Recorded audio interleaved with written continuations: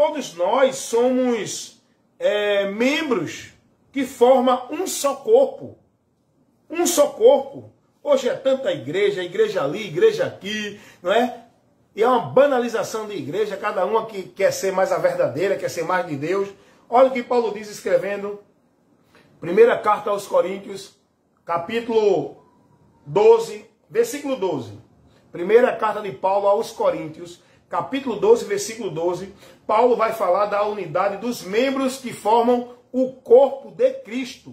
Paulo, nesse contexto aqui, ele está falando da unidade dos membros individual. Somos membros que todos no coletivo formamos o corpo de Cristo, que é a igreja. E esse corpo tem que ter uma cabeça. E quem é a cabeça desse corpo?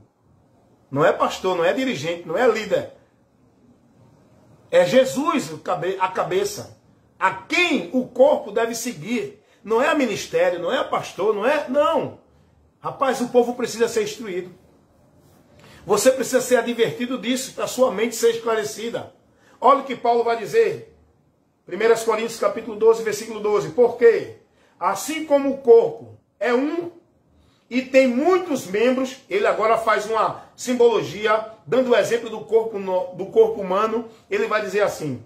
Porque assim como o corpo é um e tem muitos membros, e todos os membros, sendo muitos, são um só corpo. Assim é Cristo também. Assim é a igreja de Cristo também. Olha o que ele vai dizer no versículo 13. Pois todos nós fomos batizados em um Espírito, formando um corpo. Rapaz, aqui a gente aprende uma coisa muito séria aqui. Essas muitas igrejas que diz por aí que cada uma diz que é a igreja de Deus. Ela tem os seus batismos e a sua exclusividade. Cada uma tem o seu batismo. Cada uma tem a sua exclusividade. E Paulo vai dizer aqui, todos nós fomos batizados em um só Espírito. Não é nas águas de igreja, não é nas águas de ministério nenhum, não é pelo pastor de igreja. Todos nós fomos batizados para formar o corpo de Cristo, para estar membrizado no corpo de Cristo, a igreja de Cristo, num só Espírito, batizado pelo Espírito, para estar inserido neste corpo, formando a igreja de Cristo, sendo membro selado pelo Espírito Santo. Paulo vai dizer aqui, pois todos nós fomos batizados em um Espírito, formando um corpo.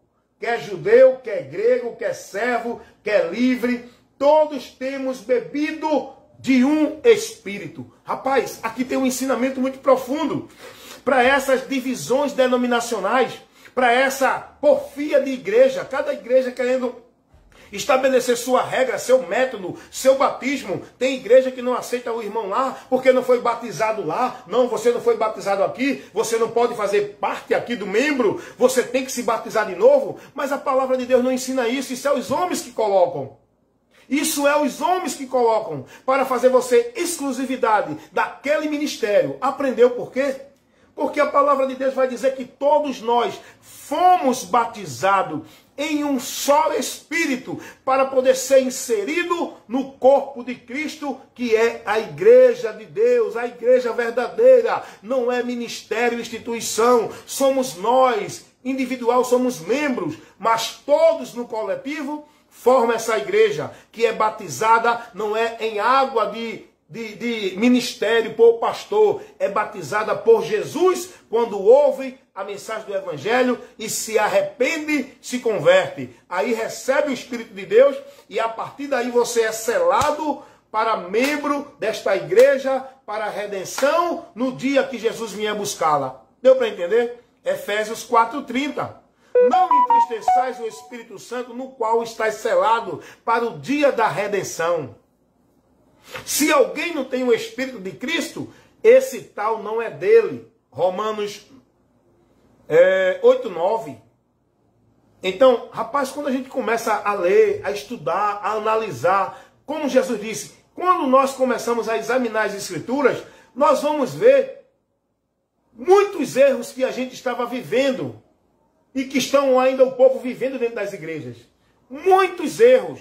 Meus irmãos, nós temos que congregar? Temos. Mas congregar não é para viver um ritual, uma formalidade religiosa. Nós devemos congregar para a edificação. E a edificação só há quando tem doutrina, quando tem instrução, quando tem correção. Nós devemos congregar para aprender de Deus, de Cristo, para ser instruído, formado para o crescimento, para o entendimento. É o que Paulo vai dizer escrevendo a Timóteo, na sua segunda carta, capítulo 3, no versículo 15 ao 17, Paulo vai dizer a Timóteo, Timóteo, toda a escritura ela é divinamente inspirada e proveitosa. Para quê? Para ensinar, para corrigir, repreender, instruir com justiça, para que todo homem de Deus seja perfeito e perfeitamente instruído para toda boa obra.